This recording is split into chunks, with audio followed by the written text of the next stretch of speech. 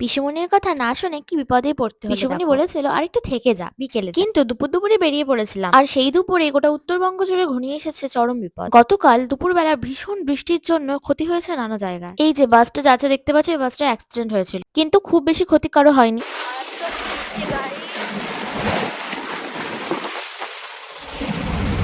ক্ষতিরাম থেকে বালুরঘাট ফিরছিলাম আমি, আমার কাকিমণি এবং আমার মা। আমার কাকিমণি নেমে গেছিল পাগলিগঞ্জ, আর আমরা বেরিয়ে পড়েছিলাম বালুরঘাটের উদ্দেশ্যে। পথে প্রচন্ড বৃষ্টির কারণে খুবই বিপর্যস্ত অবস্থা হয়েছিল আমাদের, যদিও অটো কাকু খুব সাবধানে নিয়ে এসেছিল। তোমরা দেখতেই পাচ্ছ রাস্তা আশেপাশে তছনছ হয়ে গেছিল, আমাদের অটোর ছাদ ফুটো হয়ে জল পড়ছিল। হঠাৎ এমন প্রচন্ড বৃষ্টির ছেড়ে সবাই একটু অপ্রস্তুত হয়ে পড়েছিল, বিশেষ করে যারা বাড়ির বাইরে ছিল। ইভেন আমাদের জন্য ব্যাপারটা রিস্কি ছিল, কারণ অটো যে কোনো মুহূর্তে উল্টে যেতে পারতো হাওয়ার জন্য। কিন্তু সৌভাগ্যই বলো বা দুর্ভাগ্য, এই মুহূর্তগুলো আমি নিজের চোখে দেখতে পাই। বালুরঘাটের রাজ্য সমিতির বাঁশে বাঁধানো পাঁচিলটাও ভেঙে গেছে। গোটা উত্তরবঙ্গ জুড়ে তোমরা খবরই পেয়েছো, আজকে ভীষণ বাজে অবস্থা। রাস্তা বন্ধ হয়ে গিয়েছে, দার্জিলিং এ যারা ছিল তারা আটকে পড়েছে, সিকিমের রাস্তা বন্ধ।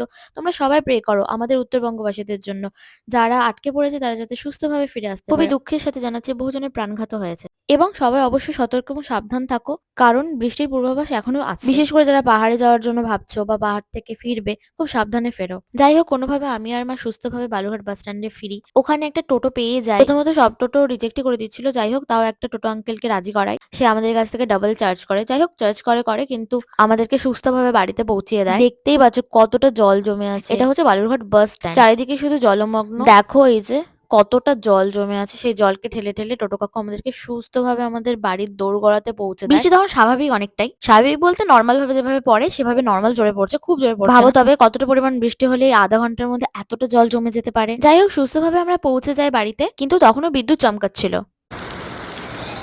বাড়িতে ঢোকার পর আরেক কাণ্ড। কি অবস্থা, গোটা ঘরে জল ঢুকে গেছে, ব্যালকনিতে জল। বাবা